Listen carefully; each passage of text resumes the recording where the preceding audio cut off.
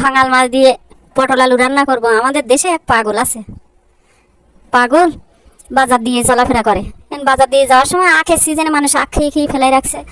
এখন ওই মানুষ চাবাই চাবাই ফেলাই দিছে, ওই ছিপড়ে উঠে উঠে চাবাই চাবাই কোনো মজা পায় না। তখন কয় কি, শালার ওরে বড় কুকুর রে, খাইয়েছে তো একটু থুইয়েও যায়নি যে খাবো। পরে থাক, ওই পাগল একদিন রাস্তাতে হাঁটতে যেয়ে এমন জোরে হুঁচট লাগছে, পায়ের আঙ্গুল, একটা বড় আঙ্গুলের নখটা উল্টে গেছে।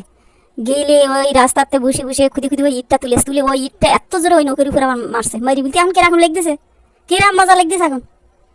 সেই পাগলে এখন ভাঙাল মাছ যে রান্না করছি এত ভালো হয়েছে, তোরা আমার জন্য একটু রাখিস, রেখে খাইস, খাইয়ে ফেলিস না। খুব ভালো লাগছে। ভাঙাল মাছ একটা সেরা মাছ, ঘেরের চাষ করা তো চর্বিযুক্ত মাছ, খুব টেস্ট। সুন্দর করে কষাই রান্না করছি, ভাজা দেয়নি। কিছু মাছ আছে ভেজে রান্না করলে ভালো লাগে, আর কিছু মাছ আসে কষাই রান্না করলে ভালো লাগে। এই মাছটা কষাই রান্না করলে অনেক মজার হয়।